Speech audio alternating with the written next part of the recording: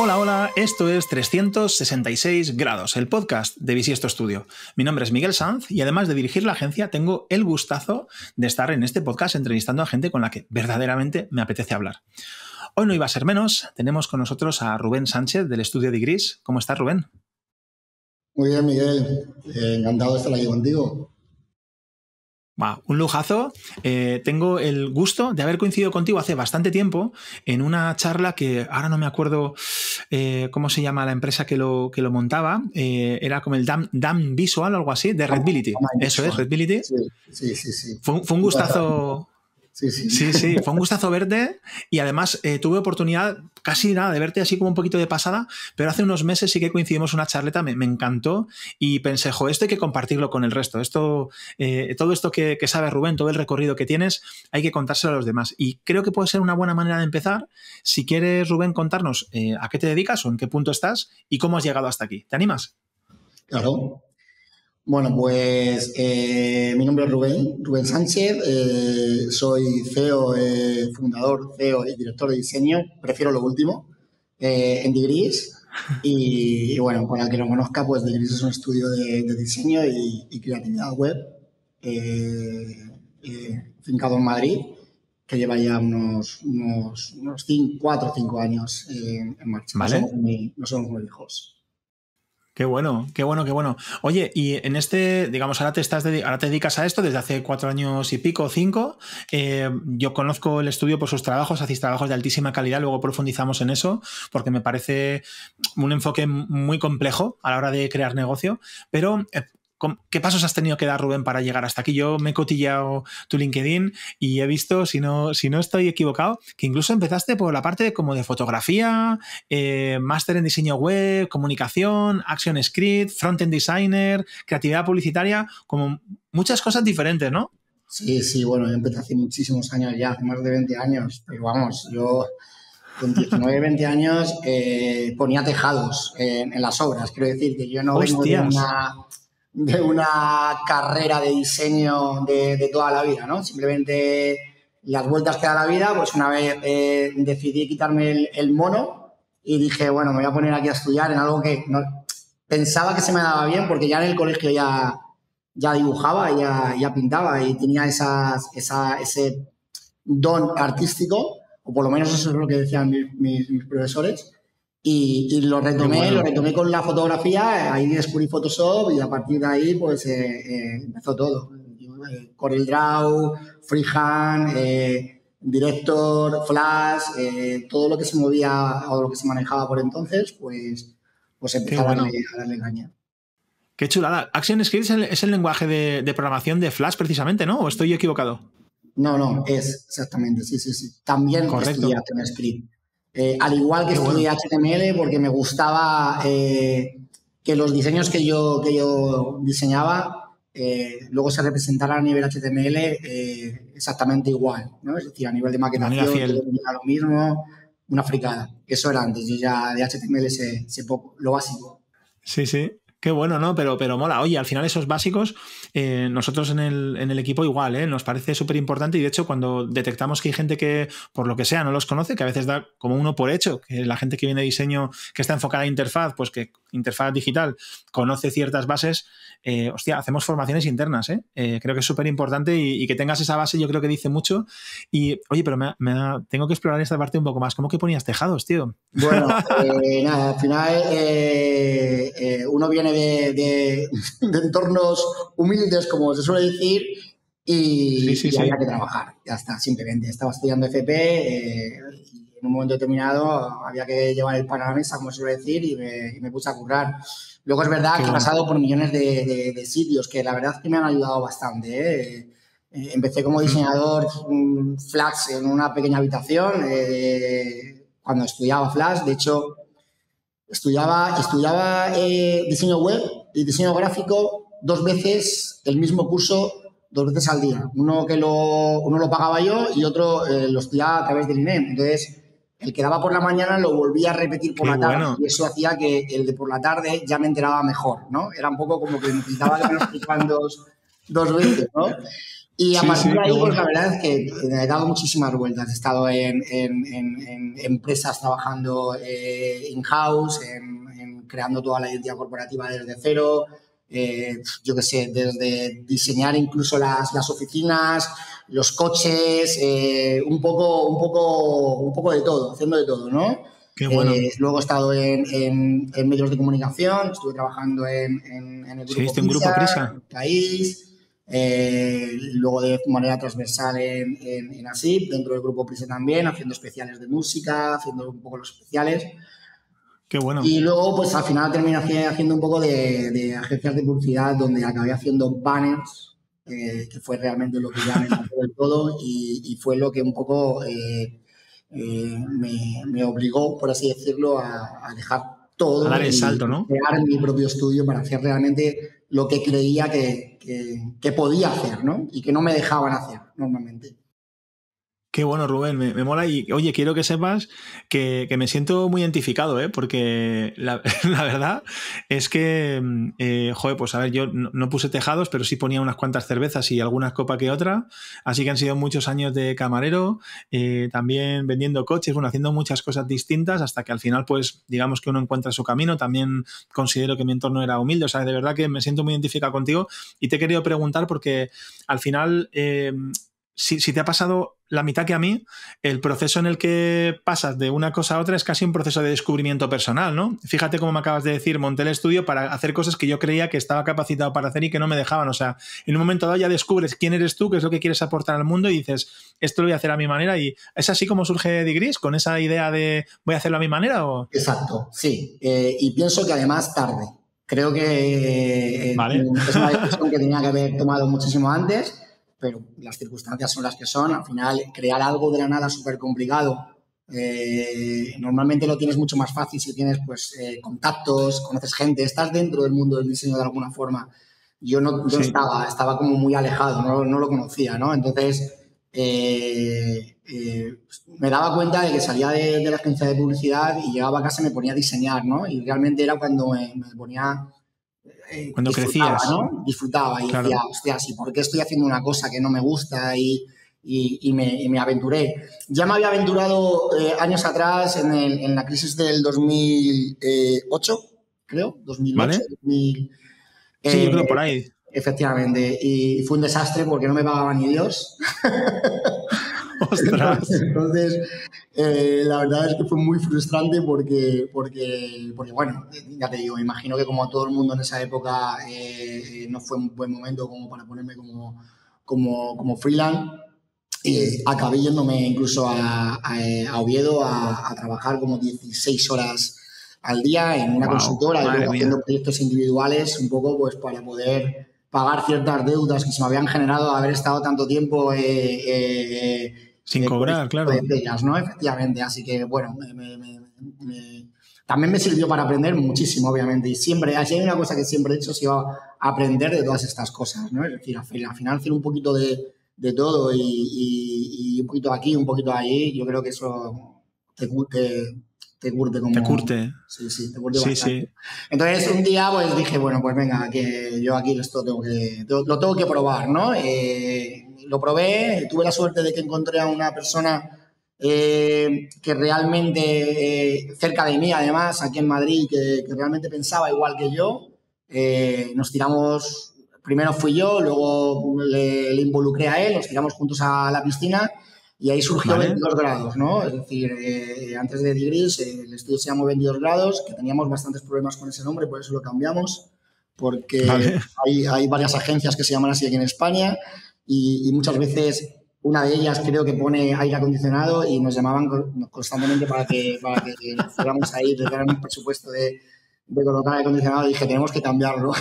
Lo pusimos en inglés y luego ya lo evolucionamos. Mi socio acabó yéndose a trabajar al extranjero.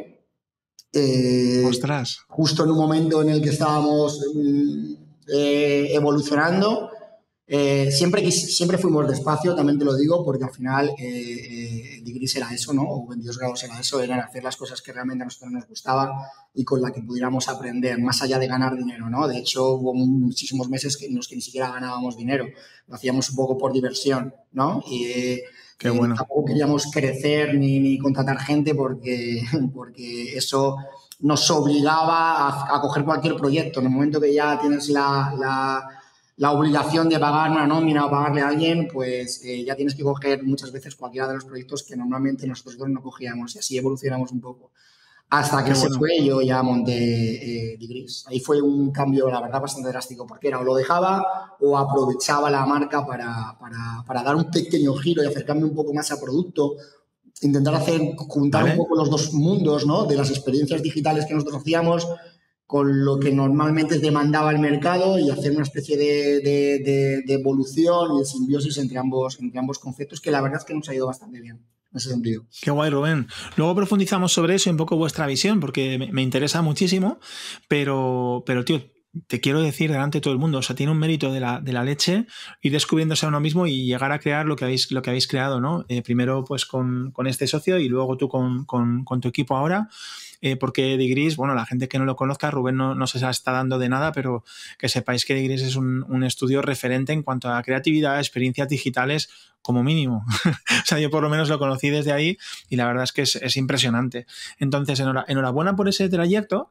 Ya me has contado, te iba a preguntar si eras socio único, entiendo que antes erais dos. ¿Ahora eres tú solo con equipo o te has asociado con alguien también para seguir? Ahora soy yo solo. Vale. Pero creo que es algo que tiene que cambiar pronto, porque no me da la vida con las dos hijas y con la familia y con todo. Al final es complicado. Cuando sois menos o estás empezando es un poco más llevadero, pero en el momento que esto evoluciona y crece hay muchas cosas a las que atender y se complica bastante. Totalmente. Han sido unos años bastante complicados para mí en ese sentido. Totalmente de acuerdo. De hecho, bueno, si quieres, esto es una cosa quizás un poquito más personal. Yo me siento muy identificado. Monté Bisiesto solo hace ya pues 4 años y medio. Vamos a hacer 5 en febrero. Ostras, tío, es mucho peso. Fíjate que hay 2 personas de mi equipo que ya estamos trabajando para que se conviertan en socios, y en realidad, bueno, no es tanto por la carga de trabajo, porque lo peor de todo es que sé que voy a seguir pringando como un campeón, pase lo que pase, sino porque, pues al final acabas encontrando gente, al final esto es casi como buscar una pareja, ¿no? Y lo bueno es que al haberlos sacado del equipo es que llevamos tiempo testándonos mutuamente, ¿no? O sea, ellos llevan trabajando conmigo ya mucho tiempo, de esos 4 años y pico, digamos que se conocen todas mis dobleces y yo las suyas, y bueno, pues hemos considerado, en este caso yo, que es el único que podía decidir, considerado que sería maravilloso tenerles por aquí, ¿no? Todavía no te puedo contar qué tal. Te lo contaré en un par de años, ¿no? Pero pinta, por lo menos creo que pinta bien, porque son gente muy majeta, ¿no? No sé cómo valoras tú eso, qué idea tienes en rollo buscar a alguien, o simplemente solo sabes que estás en la mierda y ya, ¿no? No sé. Profundamente, o sea, sí, estoy seguro que al final es una forma también de involucrar, ¿no? Y de premiar a aquella persona que ha estado contigo mucho tiempo y que seguramente sin él o sin ellos no hubieras llegado a nada. Entonces, al final, esto es mío porque a mí se me ocurrió en determinado momento hacerlo, pero no hubieras llegado hasta donde estoy sin esas personas. Y ellos son conscientes, y yo también. Entonces, ahora estamos en un punto en el que tenemos que dar ese paso, ¿no? Es un poco premiar esa fidelidad y que yo estoy convencido de que además mejorará todo, no solamente las relaciones, sino además como estudio también estaremos mucho mejor involucrados, evolucionaremos mejor y qué bueno. Seremos siempre parte como equipo. Yo al final no me considero jefe de nadie, me considero un compañero más, que es algo muy importante para mí. Qué bueno, Rubén. Pues te animo a que me lo vayas contando a medida que avancéis, porque como ves es algo que estoy viviendo en mis carnes y me apetece, pues me encantará saber cómo vais. Y justamente de esa evolución, ¿que crees que te puede ayudar estos cambios? Yo también lo creo que este tipo de cambios y decisiones pueden ayudar a Bisiesto a evolucionar cada vez mejor y más. Me gustaría pensar en la evolución de Degrees, ¿no? Me has contado la evolución, digamos, de socio a estar tú y ahora a ver cómo lo vamos a montar, pero casi he sido yo quien ha contado lo que hacéis. ¿Qué es exactamente lo que hacéis en Degrees? ¿Y ha sido así siempre o cómo ha ido evolucionando? Porque ya has dado alguna pincelada, de que has pasado mezclando producto y tal. Cuéntame un poquillo sobre eso y que es interesante. Pues ha sido así siempre, y de hecho yo creo que ese sello de identidad no lo hemos perdido, ni lo queremos perder, ni lo deberíamos de perder, ¿vale? Simplemente se trata un poco de combinarlo, ¿no? yo siempre explicaba o le explicaba a los clientes cuando venían al estudio, nosotros para vender una web normalmente tenemos que traer a los clientes al estudio. Eso era antes, ahora ya con el tema del teletrabajo, pues casi eso se ha perdido y para nosotros es una desventaja. Pero siempre explicaba esto, ¿no? Que hubo un boom en el cual todo el mundo diversificó sus servicios a algo más enfocado a la metodología, UX, testing, es decir, wireframe, que son cosas que se llevan haciendo toda la vida. Yo cuando empecé hace 20 años en Oviedo los hacía, ¿sabes? Pero es verdad que hubo un boom que se diversificó, se extrapoló a las escuelas, a las consultoras, a las agencias, y nosotros nos desmarcamos. Dijimos, bueno, pues vamos a desmarcarnos, ¿no? A nosotros nos gustan más ser experienciales, no vendíamos usabilidad porque entendíamos que ya iba implícita, ¿no? No estaba concebido para nosotros. Es decir, cuando hacemos una web, si es experiencial, seguramente tenga ciertas dificultades o ciertos patrones que dificulten quizás la usabilidad, pero porque tienen ese componente de rompedor o innovador, ¿vale? Tampoco teníamos unos servicios muy enfocados a producto, ¿no? Nuestros clientes eran más gente que no vendían a través de la web, sino que simplemente eran más corporativos. Querían contar cosas, ¿no? Quizás. Efectivamente, eso es, ¿no? Más presencia, ¿no? Que otra cosa. Sí. Entonces, nosotros lo que hicimos es alejarnos, en cierto modo, de este camino, ¿no? Pero estábamos más en la parte experiencial, por así decirlo, en la parte más de innovación, en la parte más de hacer productos más innovadores o diseños más innovadores. Y hubo un momento en el que yo lo quise evolucionar, es decir, vale, no me voy a venir aquí, ¿vale? No me voy a venir aquí, ¿vale? Pero me voy a venir aquí. Y voy a coger lo mejor de esto con lo mejor de esto, ¿vale? Bueno. La idea era esta, ¿no? La idea era, una vez que se fue mi socio, que era un poco el más, por así decirlo, si escucha esto en algún momento me va a matar, pero era un poco el más radical a la hora de seleccionar proyectos, ¿eh? Yo, de hecho, me lo tenía... ¿Vale? Cuando iba a las reuniones, digo, este proyecto no va a salir por tu culpa, porque básicamente le decía al cliente las secciones que tenía que tener y que quitara la mano.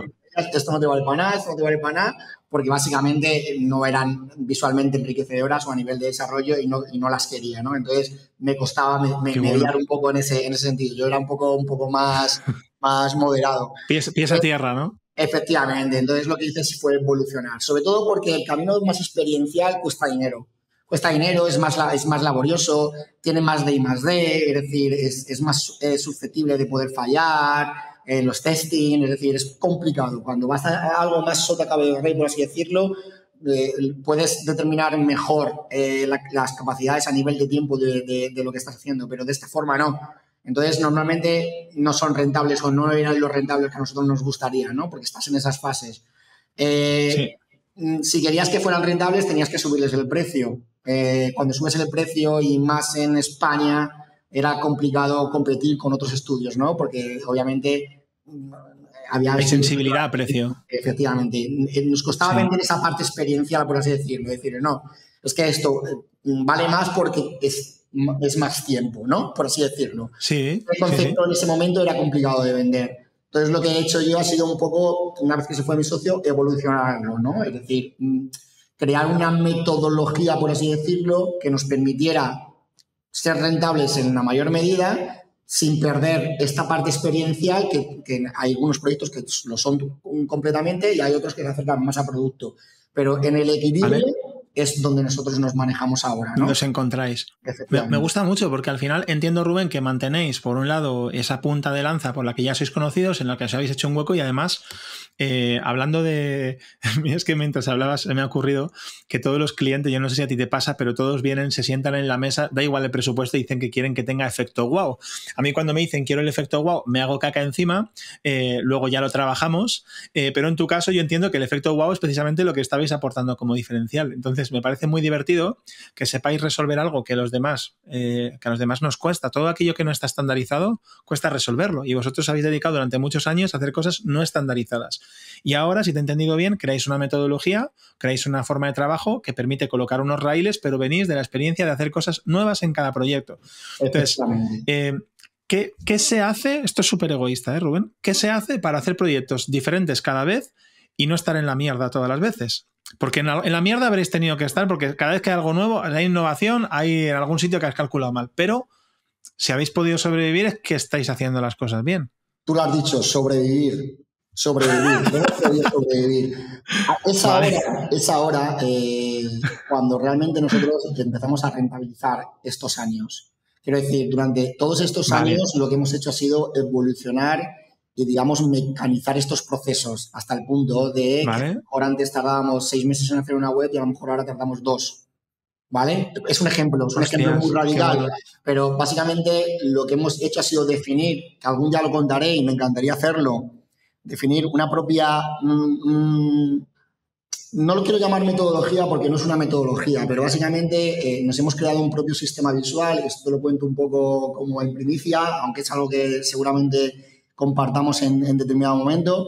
Básicamente hemos definido un sistema visual de retícula que tiene, por así decirlo, en cuenta muchísimas proporcionalidades, muchísimos diseños, que se pueda diseñar y se pueda adaptar a todas las resoluciones sin perder ninguna perspectiva de diseño. Y eso lo hemos ido evolucionando también a medida de desarrollo. Por así decirlo, hemos ido creando una especie de framework, ¿vale? Una especie de bootstrap. Sí. Odio esa palabra porque no hemos utilizado bootstrap nunca. Ya lo sé. Pero, por así decirlo, hemos llegado a un punto en el que podemos hacer cualquier cosa que ves en cualquiera de nuestros proyectos de una forma más rápida y más eficaz, porque ya nos hemos pegado muchas veces con ello. Ya sabemos dónde cogerlo, ya sabemos lo que nos puede hacer. Eso es oro. Yo esto lo pienso te hablo también a calzón quitado, en Bisiesto. A ver, no hemos hecho proyectos del nivel creativo y rompedor como el que habéis hecho vosotros hasta el día de hoy. Desde luego, ya te digo que no han llegado clientes de ese estilo. Estamos más en esa otra parte, más pegados a la parte de metodología y demás. Pero sí que yo tengo ganas de ganar un Awards a nivel particular, ¿eh? Luego mi equipo pues me tiene que seguir, ¿no? Y eso ya veremos, pero tengo ganas de ganar un Awards, tengo ganas de hacer cosas muy creativas y sí que es verdad que dentro de lo que hacemos somos agnósticos a nivel tecnológico y también intentamos dar respuestas muy distintas. Entonces nos enfrentamos a esto mismo que te enfrentas tú, pero a una medida un poco distinta, pero el problema es el mismo. Llevo mucho tiempo pensando en que una de las partes más difíciles de nuestro trabajo es hacer las cosas de una manera genuina, porque a agencias das una patada al suelo y salen 28.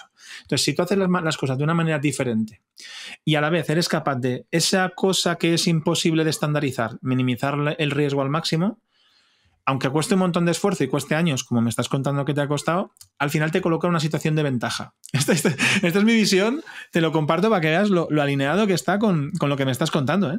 Es así. Es así, al final nosotros en todos los proyectos siempre aportamos ese punto de personalidad que tiene cada uno, ¿vale? Y trabajamos el concepto, pero ese concepto acompaña a toda esta parte más de producción que ya tenemos más o menos estandarizada.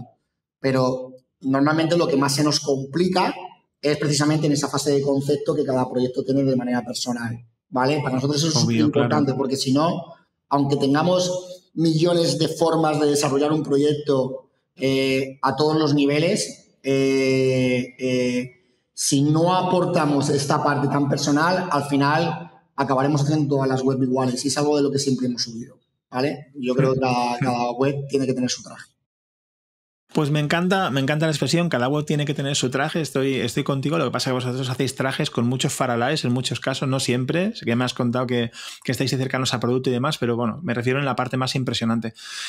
Tío, una de las preguntas que tengo aquí preparadas para este tema justamente es que cómo se gestiona trabajar con un alto estándar de calidad. Yo, ya por lo que nos conocemos, Rubén, sé que eres un tipo exigente, calculo que tu equipo como mínimo será tan exigente como tú y si no tendrá que someterse a esa exigencia por narices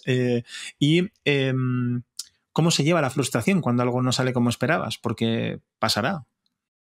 Pues es que ¿sabes lo que ocurre? Que si algo nos ha ayudado un poco a evolucionar y a aprender es que no nos hemos solido casar con los tiempos. Para mí es súper importante que una persona pueda evolucionar y para evolucionar necesita tiempo. Entonces, la frustración puede venir, en cierto modo, en que un proyecto no haya sido rentable, incluso que hayas perdido dinero porque hayas dedicado tanto tiempo a desarrollarlo que no te salgan las cuentas. Luego, obviamente, lo amortizas porque ya ese recorrido lo tienes. Entonces, cuando no ha salido algo, directamente lo hemos intentado, y si no al día siguiente, si no al día siguiente, si no al día siguiente, hasta que ha salido. O sea, a día de hoy, creo que no ha habido nada que hayamos querido hacer que no hayamos hecho, aún habiéndolo asumido nosotros. Es decir, lo que no solemos hacer es que lo asuma el cliente. Es decir, cuando a nosotros se nos ocurre algo y le proponemos algo al cliente que está fuera de alcance, porque se nos ha ocurrido a tiempo real, somos nosotros los que le decimos al cliente, oye, esto creo que puede funcionar mejor, creo que aunque ya esté aprobado, ya esté hecho, esté desarrollado, creo que esto lo mejora, que es algo que solemos hacer mucho. Incluso cuando un proyecto está publicado, le volvemos a dar una vuelta a ver qué lo podemos mejorar, ¿vale? Incluso estando fuera de alcance, ¿vale? Siempre y cuando sea recíproco, ¿no? Es decir, que nos dé mayor visibilidad, es decir, que sea bueno para el cliente, pero también bueno para nosotros, ¿no? Ese es nuestro pago, por así decirlo. Entonces, la frustración al final no es tanto porque no tenemos ese sometimiento, no estamos sometidos a un estrés de entregar algo para mañana, porque intentamos no casarnos en ese sentido. Vale, oye, y esta pregunta me la has planteado tú. ¿Cómo se hace eso? A mí me cuesta mucho no darle tiempos a un cliente, no porque me cueste a mí, sino porque es complicado. ¿Es por el tipo de proyectos que te lo permiten o porque ahí os ponéis férreos si es que es lo que hay? Porque lo entienden. Porque al final nosotros tenemos una ventaja. Nuestro sector o nuestro gremio tiene una ventaja con respecto a muchas. Y es que pueden ver lo que haces. Tienes referencias, ¿no? Entonces, antes decía que para nosotros era muy importante que un cliente viniera al estudio, porque dar presupuestos así un poco al aire y sobre email es muy frío, ¿no? Al final seguramente haya pedido presupuestos a 10 agencias más y al final miran seguramente económicamente el proyecto, ¿no? Entonces, no hay una persona que le explique y que le diga por qué se tarda esto, qué consecuencias tiene, qué puede suponer, qué no puede suponer. Es complicado convencerle. Entonces, cuando tú le convences o le dices a un cliente que nos deje este tipo de márgenes, es porque entiende que el resultado lo merece. Pero también luego no nos casamos en los contratos, obviamente. Eso es lógico. Es decir, siempre damos estimaciones y luego valoramos dentro del estudio si alguien nos limita o nos pone ciertas fechas, valoramos dentro del estudio si es viable. Si es viable, pero supone bajar los estándares de calidad, tenemos que estar muy libres en el estudio como para cogerlo. Pero normalmente no lo cogemos. ¿Vale? Normalmente no hacemos cosas que nos pueda bajar el estándar de calidad que le demos. Un cliente nos puede decir, oye, le damos 8 semanas de desarrollo, por ponerte un ejemplo. Ahora mismo estamos negociando con uno y nos pregunta y nos dice, ¿se puede rebajar ese tiempo? Y entonces nosotros le decimos, se puede rebajar el tiempo, pero no lo recomendamos porque entonces estamos bajando los estándares de calidad. Los estándares de calidad son muy importantes porque hay una fase de fine tuning que nosotros hacemos. Es decir, está la parte sota caballo rey, la que tenemos más controlada, y decimos, estos son 6 semanas, pero luego hay que hacer animaciones ad hoc, todo ese efecto wow que tú has llamado antes va después. Y eso es lo que puede dilatar, básicamente. Hay proyectos que te puedo decir que hemos tardado el doble de tiempo en hacer las animaciones o añadir ese efecto wow que en la maquetación de todas las páginas. Absolutamente. Oye, ¿tendrás en la cabeza la web del iPhone 14 nuevo? Estoy seguro de que la pasta de esa página son las animaciones y el efecto wow. Si luego son 4 textos, un slide y 2 animaciones, o sea, hay 2 bloques de texto. Las animaciones es lo que se llevan y estoy seguro que no han sido 8 semanas. Y, ¿no? ¿Tú qué opinas? Piensa que Apple lleva mucho tiempo haciendo ese tipo de diseño. Entonces, yo creo que lo tienen. Hablamos antes un poco de haber estandarizado los procesos, lo que para uno puede ser muy complicado, para otro, si lleva años haciendo lo mismo, estandarizarlo es parte de su día a día. Entonces, ellos ya tienen seguramente los mecanismos para hacer este tipo de diseños. Ya lo tienen bastante complicado. Creo que a nosotros nos costaría seguramente más de 8 semanas. Ellos seguramente bastante menos. Yo estoy de acuerdo contigo. A mí también me costaría más de 8 semanas. Oye, ¿y cómo se define el alcance de un proyecto tan personalizado? Justamente por lo que estás contando, tío. Es que, ¿cómo narices? Y cuando digo alcance, el alcance pues son al final horas hombre, horas persona, mejor dicho, perdón, son tiempos, es pasta. ¿Cómo narices defines el alcance? Porque a mí me cuesta en cosas que no tienen tanto lío. Pues yo creo que esto tiene que ser algo, por eso yo muchas veces huyo de las metodologías, porque yo creo que cada cual tiene sus propios procesos y sus propias formas de trabajar. Entonces, nosotros hemos definido una propia que nos ha costado también tiempo y al final no solamente son años para desarrollar una metodología de desarrollo de diseño, sino también un poco para cómo controlar que no se nos vayan los tiempos y que los proyectos sean rentables. Al final, a nosotros nos gusta hacer cosas muy chulas, que sean funcionales, que sean bonitas, pero también nos ganamos la vida con ello, ¿no? Entonces... Nos gusta comer, ¿no? Y dormir bajo un techo. Como yo lo definía, digo yo porque estaba yo solo en ese momento, como se definía era, intentaba medirlo de una forma en la cual faseaba las capacidades o los alcances, ¿no? Decía, bueno, yo creo que este proyecto te lo voy a cobrar para 8 semanas. En 8 semanas le voy a sacar X% de rentabilidad a este proyecto, ¿vale? Vale. Luego teníamos una fase que yo llamaba la fase, por así decirlo, mínima, no recuerdo muy bien cómo la llamaba, porque la hemos evolucionado y lo hemos cambiado, pero había una fase en la que nos podríamos permitir el lujo de mejorar ciertas animaciones o cierto desarrollo, aunque el proyecto ya estuviera publicado y ya sirviera, como te decía antes, para que el proyecto mejorara en varios aspectos. Entonces, tenemos esa fase y esa pequeña fase que decíamos, ese proyecto, si antes tenía este X de rentabilidad, si nos metemos en esta fase, la rentabilidad baja, pero todavía es viable y merece la pena o no merece la pena por el tipo de proyecto o no tipo de proyecto.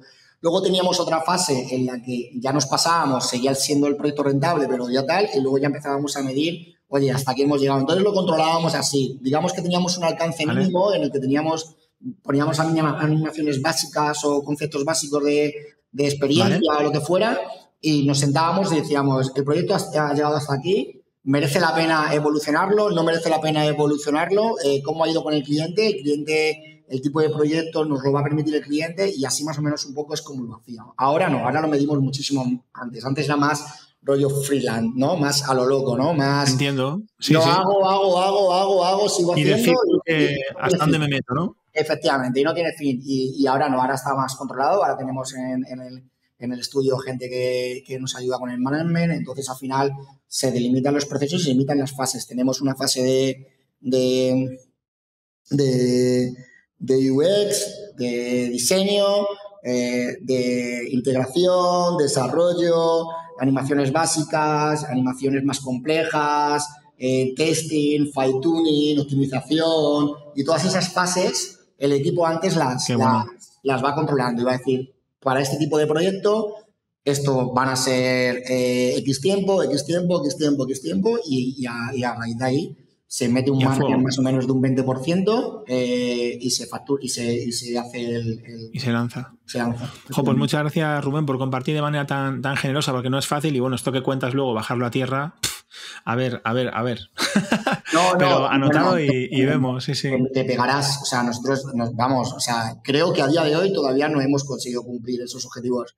Todavía estamos en ello, es decir, al final, en cierto modo te vas, pero porque tenemos esa visión de, para nosotros es mucho más interesante que la gente nos llame por lo que hacemos que hacer una labor comercial. Entonces, al final, nuestro trabajo es lo que nos da otros trabajos. Entonces, bueno, pues a veces el hecho de ganar menos dinero en un proyecto hace que puedas ganar más dinero cogiendo otros proyectos relacionados, por así decirlo. Súper en esa línea, Rubén, está la parte de que yo sé que varios de vuestros trabajos tienen premios. Hay un tipo de premio que es muy conocido, que son los Awards, con varias W, creo que son 3 W, que son premios web. Y creo además que eres jurado, ¿no? de este tipo de premios, corrígeme. Soy jurado hace 6-7 años. Bastante ya, sí. Entonces, al final hablabas de que vuestros trabajos, hablen por vosotros y de cómo esto os genera clientes. ¿Qué os trae estar tan cerca de estos premios? Primero, participar en ellos. Y segundo, pues estar tan cerquita, ¿no? O sea, tenerlos, pues estar tú como jurado, estar tan cerca de este tipo de... ¿Es como es un escaparate para vosotros? ¿Es también una manera de medir vuestro estándar? ¿Es algo para vender al cliente? ¿Qué supone para vosotros? Todo. Es decir, lo que acabas de decir, es decir, te mide, al final te pone, ¿vale? Digamos, un poco te sitúa no solamente a nivel nacional, sobre todo a nivel internacional. Es un escaparate enorme para generar negocio. El 90%, 80-90% del negocio que genera Degrees viene a través de los awards, 70%. Wow. Ahora ha bajado un poquito más porque tenemos más parte de producto, pero todas las web que tienen connotaciones experienciales o que quieran ser más innovadoras te vienen a través de los awards. Esto es algo que es así. Y luego te permite medirte y sobre todo no bajar la guardia e intentar que tu estándar de calidad nunca baje, ¿no? Es decir, evolucionar y seguir creciendo y no estancarte, ¿no? Por así decirlo. Yo recuerdo que mi primer Awards, cuando lo gané, fue, no lo recuerdo muy bien, pero hace 6, 7 años. Me costó un montón hacerlo, ¿eh? Es decir, lo programé yo además y lo diseñé y lo programé y a lo mejor estuve 8 o 9 meses haciendo la web y todos los días evolucionaba algo, lo mejoraba y yo creo que esto puede funcionar.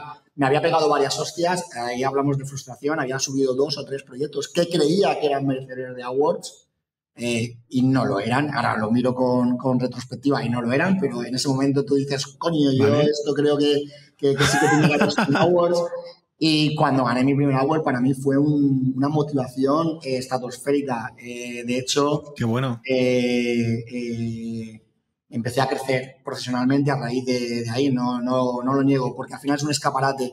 Te decía antes que cuando una persona no está dentro del mundillo del diseño y empieza, le cuesta mucho abrirse camino, porque no tiene esos contactos, no tiene esas... Normalmente estudias en escuelas que ya te generan esos contactos, porque al final acabas conociendo a directivos de otras grandes empresas y al final es un poco cómo te relacionas. Cuando no estás en esa situación como fue la mía, pues la única vía para mí era ganar un award. De hecho, creo que la gente se me conoce más a nivel internacional que nacional, lo que me frustra un poco también, te lo digo, pero bueno. Claro, bueno, aquí, ¿cómo se dice eso? Ser profeta en tu tierra, ¿no? Eso siempre es más difícil, divulgar aquí en tu propia tierra. O sea que bueno, pero joder, qué recorrido y de nuevo, ¿no? Un poco la idea eso de ir creciendo a nivel personal. Tío, me contabas que te costó conseguir ese primer Awards. Ahora yo supongo que entre que eres jurado y sabes un poco qué se mueve por ahí y la experiencia que tenéis, me gustaría preguntarte qué se premia. O sea, ¿qué tienes que tener en cuenta cuando haces un proyecto a la hora de hacer un Awards? ¿Es algo que se puede responder?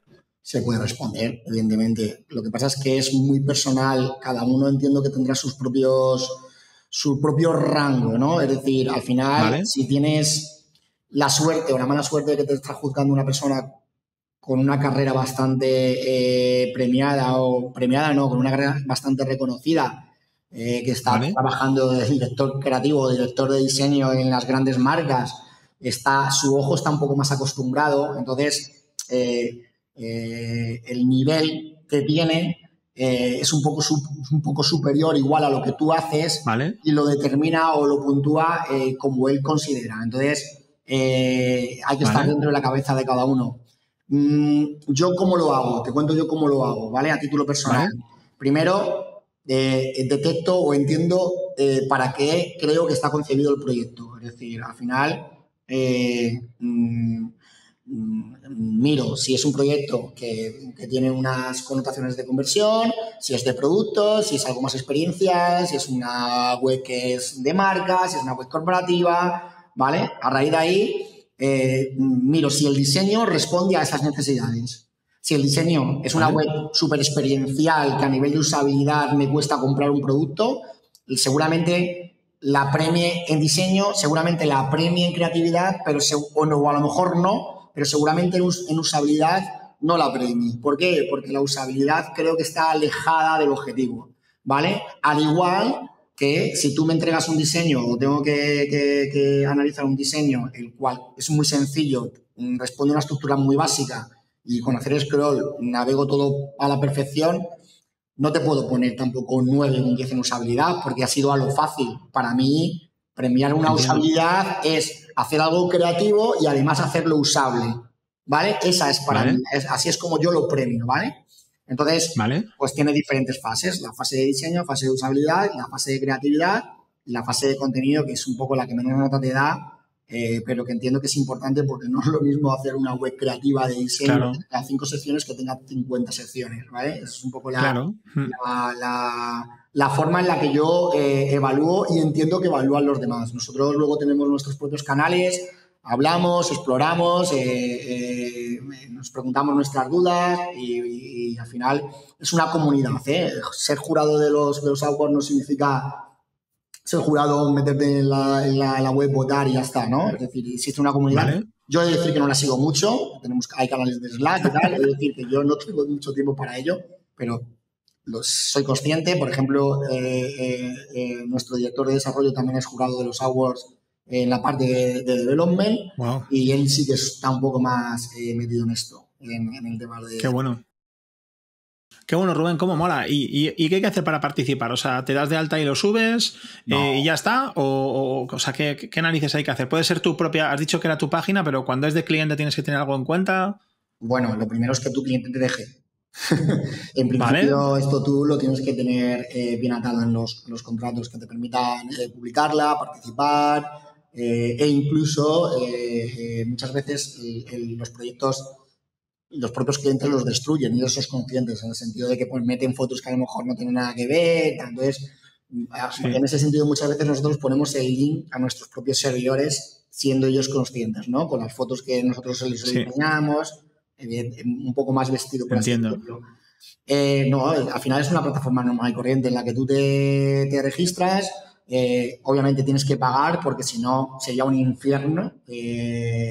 La cantidad, ¿no? Cualquiera publicaría una web, aunque no tuviera ningún... Al final tú tienes diferentes motivos por los que publicar en una plataforma como esta. Una, por visibilidad. Otra, por reputación, porque crees que lo vas a ganar y te vas generando una reputación. Y otra, simplemente por crear tráfico. Award es una de las webs más visitadas del mundo, a todos los niveles. Qué bueno. Está en un ranking, nosotros tenemos datos, y está en un ranking, en una posición, no te lo puedes ni imaginar. Entonces, fuerte. Al final, por así decirlo, la visibilidad de uno de los proyectos cuando gana un award se multiplica por hasta un 1000 por 1000, ¿no? Y eso al final a un cliente le da posicionamiento. Eso también lo puedes vender, ¿vale? Porque le genera un posicionamiento orgánico. Hay muchas plataformas externas a AdWords que se fijan en AdWords, cogen los proyectos y los meten en sus propias plataformas, hablan de ellos, están generando un tráfico que prácticamente no te está costando nada, ¿no? Entonces, al final, tienes esa ventaja. Pero desde luego te digo que es fácil.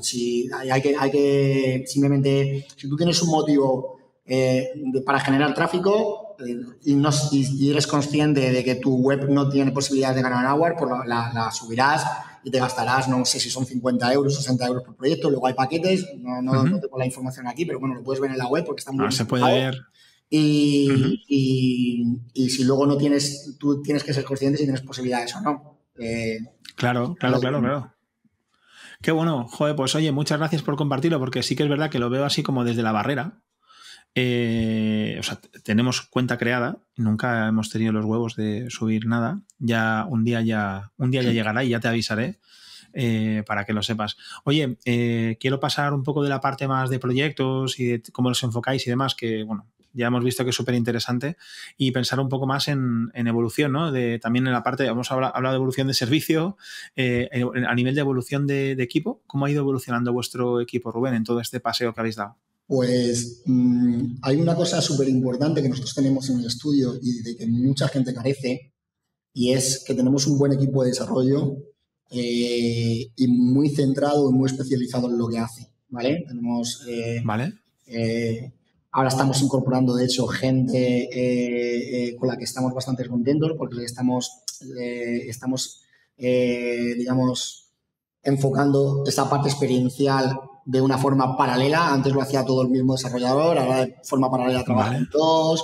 Uno se centra solamente en la parte experiencial, en la parte más tecnológica, la parte más de WebGL, 3Js, tecnologías un poquito más que tienen que ver más con las experiencias.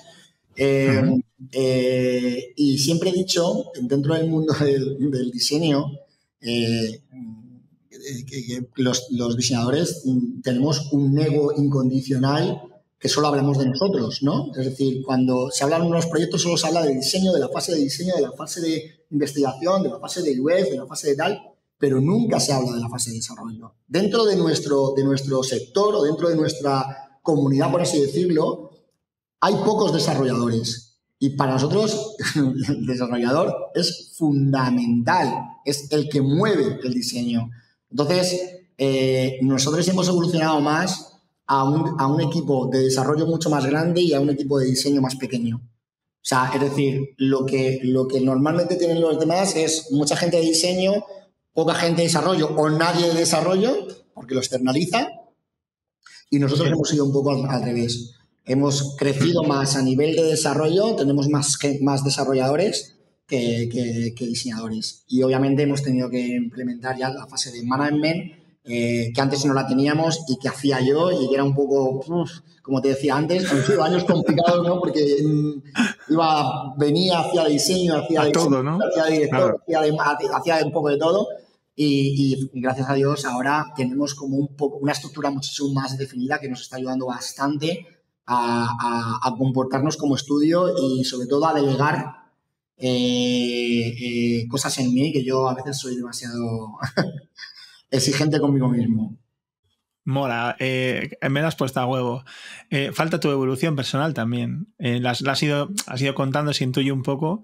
¿Cuál es la evolución tuya, Rubén, a lo largo del tiempo, ¿no? ¿Cómo ha evolucionado tu papel? Que has tenido que cambiar a nivel personal también para poder asumir las cosas que llegan, ¿no? Los cambios a los que nos someten nuestras empresas. Pues mira, antes hacías mención a esa charla y yo en esa charla recuerdo perfectamente que iba un poco en el enfoque del evento, era un poco el diseñador visual ya no es tan importante, hay muchos procesos anteriores que son los que definen el diseño y ya esta persona ya ni tipografías ni historias, ¿vale? Entonces me hacía mucha gracia porque empecé a repasar todos los conceptos que yo había sido sin haberlo sabido. Y yo abrí esa charla diciendo que había sido diseñador web, diseñador UX, director de arte digital, diseñador digital, había sido todo eso durante 20 años sin haberlo sabido, ¿no? Entonces, mi evolución a día de hoy es que creo y me considero un diseñador. Eso es algo que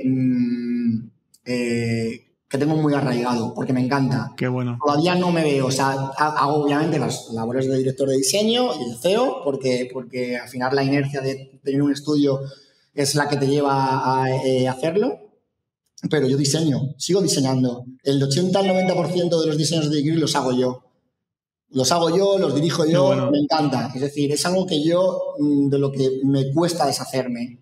Entonces, si me fuera ahora mismo mañana a trabajar en una empresa y esto cerrara y me fuera a trabajar en una empresa, seguramente alguien me diría, no, tú de director de diseño, ahí a organizar. Y yo diría, no, yo quiero diseñar.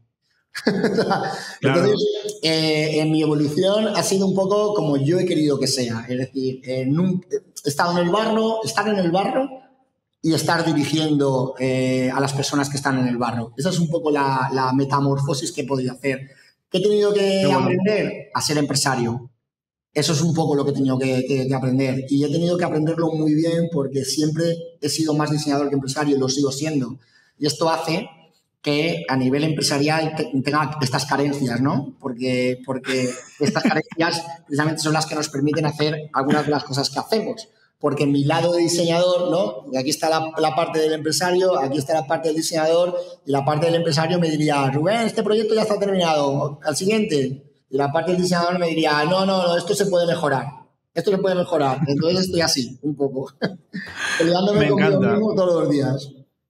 Me encanta Rubén. La gente que solo nos escucha no veis a Rubén, pero está haciendo como los angelitos bueno y malo que se ponen en cada hombro hablando, ¿no? Tío, de verdad, me siento súper identificado en un montón de temas. Yo también vengo de ser diseñador. Lo que pasa que sí que es verdad que en un momento dado he soltado el lapicero. Y estoy, pues, tengo, digamos, capacidad para revisar proyectos, aportar mi visión, cierta sensibilidad y un bagaje visual, espero que pues, razonablemente caminado. Pero sí que es verdad que yo ya estoy mucho más centrado en gestión de personas, en gestión del equipo, los clientes y demás, y ahí es un paso atrás que he dado que por otro lado me duele un poco, entonces en cierto modo te envidio, y sí que compartimos absolutamente la dificultad para dividir, ¿no? Entre la parte que tu visión de cómo debe ser la profesión y el proyecto versus lo que es la empresa, la economía, la finanza, que como venga un financiero, yo siempre lo pienso, que un día entrará un financiero en bisiesto y me dará de hostias, o sea, hablando igual, claro. Es igual, no pasará Madre mía. de lo mismo, pero vamos, eso que tú dices, obviamente, me ha llegado por inercia, ¿eh? El hecho de tener que gestionar equipos, gestionar personas, gestionar el día a día de un estudio en el que tú también haces de diseñador, de director de diseño y además tienes que controlar que todo siga una misma línea. Para mí esto es súper importante porque la personalidad del diseñador, hace poco, cuando hacíamos los textos de la web de Degrees, en la parte que hablaba de nosotros hay una parte que habla de mí, que a mí no me gustaba, no quería, ¿no? Porque era como personalizar demasiado en mí lo que es el estudio, ¿no? Pero aquí dentro del estudio pues me decían, bueno, esto es como cuando tú vas a un restaurante y te dicen que es un 3 estrellas Michelin y que el cocinero es tal persona. Entonces, si tú no conoces, no has ido a comer ahí nunca, te vas a guiar seguramente por quién es el cocinero y su reputación, al igual como por el nombre, y tal.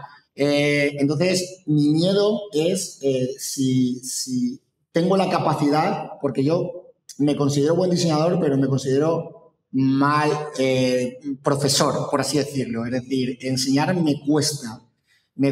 Entonces, tengo ese miedo un poco a personalizar tanto en mí el estudio y que los diseñadores que vengan detrás pues no tengan esa capacidad. Pues no me importaría, ¿eh? Me gustaría que tuvieran su capacidad y tuvieran su sello. Siempre que mantuviéramos los estándares de calidad, me encantaría que viniera alguien y me diera 3 guantazos. Y te cambiase la perspectiva un poco, ¿no? Eso es. Y tiene que llegar, ¿eh? Lo que pasa es que, bueno, poco a poco. Cuesta. Hablamos de gestión de expectativas, de ser exigente, lo contabas tú, soy muy exigente conmigo mismo, es normal. Ahí hay todo un melón al que meterse sobre delegar y enseñar y todo. Joder, Rubén, yo no sé si te vas dando cuenta, pero hemos avanzado mucho rato. Ya hemos sobrepasado los 50 minutos. Siempre me gusta estar atento a ese hito porque ya sé que tengo que enfocar las preguntas finales y como me pasa siempre últimamente, me dejo cosas muy interesantes por preguntarte, pero las que hemos visto son muy chulas. Entonces, te quiero preguntar 2 cosas. La primera es si te animas a compartir algunos aprendizajes durante tu carrera, y me da igual, Rubén, si hablamos del ámbito del diseño, o sea, como diseñador, o en este recorrido de fundar y hacer crecer tu propio estudio, que puedan ayudar a una persona que se encuentre pues, en la situación que se encontró el Rubén del pasado o a día de hoy, ¿no? Pues mira, hace poco lo puse en LinkedIn. Centrar el foco en algo que realmente te sirva. Es verdad que es difícil, sobre todo en las redes, cuando tienes redes sociales, porque todo el mundo habla de herramientas nuevas, de plugin que ha salido nuevo, de componentes. Un truco. Yo, lo primero, no sé Figma. No diseño en Figma. Ni tengo la obsesión por aprenderlo. Y los programas que uso, no uso componentes, no uso plugin, no uso automatizaciones. De hecho, las retículas me las creo yo a mano con guías. Es decir, esto sé que es menos productivo, pero me ayuda a estar despierto. Me ayuda a tener las manos, por así decirlo, despiertas a la hora de cuando surge un problema, poder resolverlo de forma ágil, ¿no? Porque no hay un botón que me lo automatice. Entonces, yo sé que hay herramientas que me pueden ayudar a mi día a día a nivel de producción, pero si lo hago todo a mano, no voy a tardar mucho más y además me va a permitir estar despierto. Esa es una. Y además esto me va a permitir otra cosa muy interesante y es perfeccionar día a día en lo que realmente sé. Es decir, ser mejor en lo que realmente sabes que hace especialista de algo. Yo me he centrado siempre en la parte del diseño, en diseñar, en la parte del visual, por inercia también en la parte de UX, pero viniendo del visual, porque al final de tanto diseñar tú sabes cómo funcionan las cosas y sabes cómo se itera. Y ese es un consejo que puedo dar, que la gente no se obsesione tanto con saber millones de herramientas, millones de metodologías. Está bien que se conozcan. Como te decía antes, yo aprendí a desarrollar, aprendí HTML, aprendí After, aprendí animación, he aprendido muchas cosas, aprendí fotografía, pero no sé mucho de todo. Es decir, no soy el mejor fotógrafo, ni soy el mejor haciendo animaciones, ni soy el mejor haciendo After. Lo que se me da bien es diseñar y es en eso en lo que he evolucionado, ¿no? Eso es un poco mi consejo y lo que a mí más me ha ayudado. Eso y obviamente la experiencia, sin duda, vamos. Qué bueno. Qué bueno, Rubén. De nuevo, otra vez, sé que me estoy repitiendo mucho, pero me siento otra vez muy identificado. Yo siempre uso la expresión, digo, no soy el Nadal de nada. no soy el campeón del mundo de nada en concreto, pero sí que tengo la sensación de que el recorrido que he ido haciendo, a veces queriendo y a veces sin querer, pues me ha llevado a un lugar en el que tengo cierta capacidad de ver las cosas en conjunto, ¿no? Y que esto me ayuda. Así que, bueno, me siento también muy identificado con eso. Vamos a por la última pregunta, Rubén, antes de algunas preguntitas rápidas que te quiero poner ahí a prueba, que sería, ¿cuáles son los retos principales de Degrees para el próximo año? Bueno, pues hay un reto, creemos que factible, que es, nosotros siempre hemos pensado en que, como te decía antes, fuera del directo, fuera del podcast, era un poco crecer. Siempre he pensado que crecer no significa ser más, ¿no? Crecer significa que las personas que entran a trabajar contigo aporten realmente calidad y aporten lo que tengan que aportar, que no estén de relleno. Entonces, nosotros con esto somos muy cuidadosos y el día de mañana no creo que queramos ser un estudio que sea de más de 18, 19, 20 personas, ¿no? Creo que cuando sois tantos o nos pasamos de determinadas cifras es más difícil controlar todo y mantener esencia. Queremos que la idea es crecer en un 20-30% más la plantilla y intentar conseguir proyectos más internacionales, es decir, enfocarnos más a un mercado internacional. Creo que para nosotros es súper importante y está empezando a llegar ahora. Creo que es algo que he tenido olvidado por cuestiones de que no me daba la vida. Al final, lo que te he comentado antes, cuando tú llevas un poco todo y gestionas todo, prefieres que los problemas que te surjan cerca, que son más fáciles de resolver y si te pasa a alguien, cierto, con alguien fuera de España, pues es un poco más complicado. Pero ahora yo creo que la idea es esa. Qué bueno, Rubén. Pues vaya retos bonitos que tenéis. Me gusta mucho la visión que compartes y además yo creo que es lo típico que todas las empresas, sobre todo de servicios, ¿no? Nos debemos plantear. Hasta dónde queremos crecer. No digo porque sea algo definitivo. A lo mejor mañana cambiamos de idea y nos hacemos más grandes o nos hacemos más pequeños o vete tú a saber o nos dividimos. Pero sí que es un pensamiento que yo creo que hay que tener en la cabeza, ¿no? Hasta dónde soy capaz de ofrecer el servicio de la manera que yo quiero. Hasta dónde soy capaz de crear el impacto que me apetece. Yo te confieso, y perdona que es que me apetece compartirlo contigo, hasta hace un tiempo estaba con la sensación también de que tenía que limitar el crecimiento del equipo de alguna manera. Y además centrado en lo mismo. Y, joder, estoy volviéndome bastante hippie con el tiempo. Veo que la manera que tenemos de trabajar y de tratar a nuestra gente pues es una manera también muy peculiar, muy especial, que de hecho pues vamos construyendo juntos para asegurar que estamos a gusto.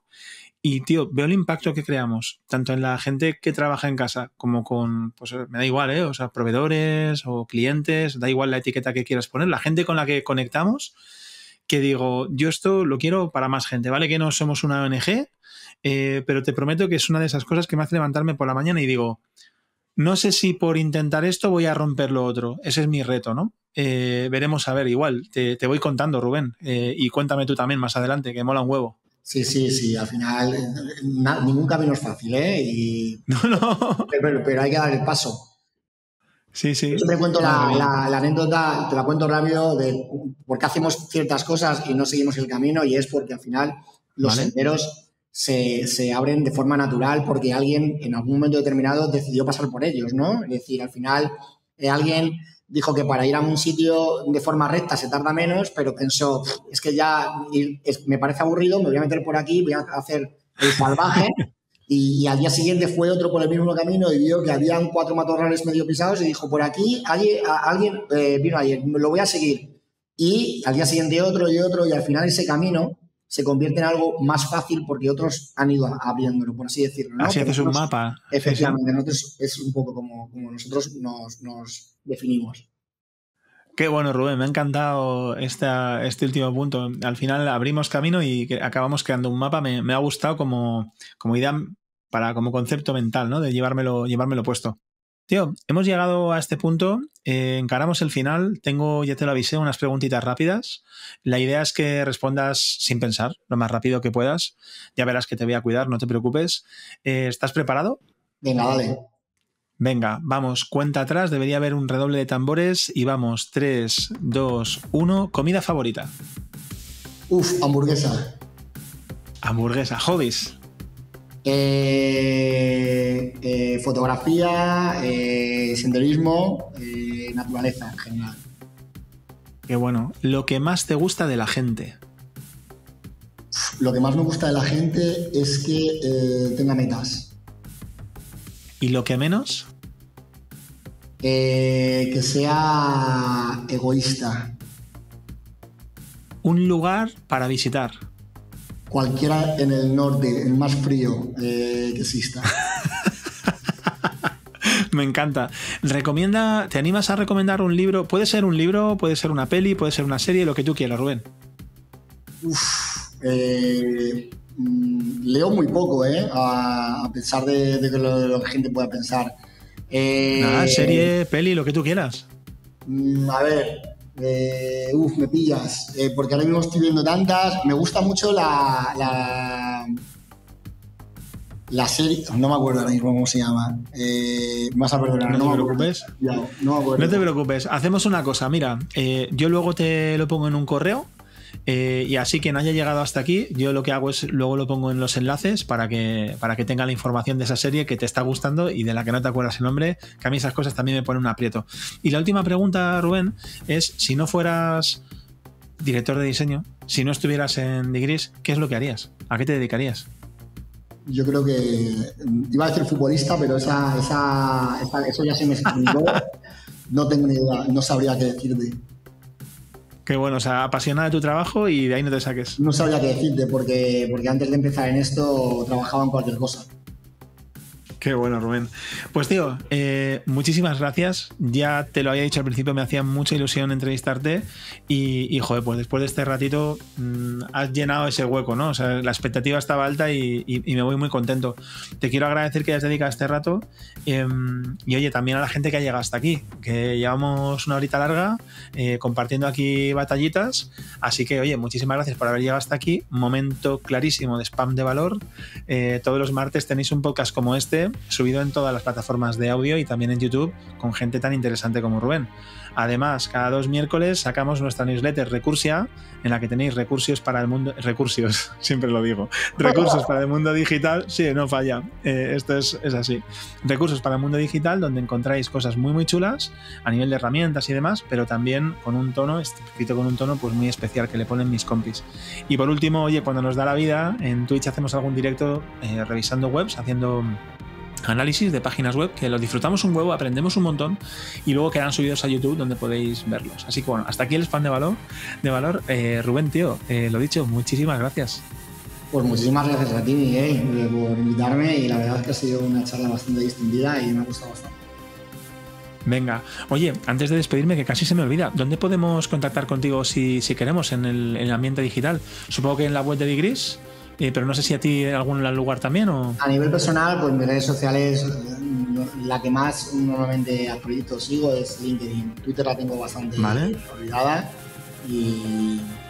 pero bueno, ahí está.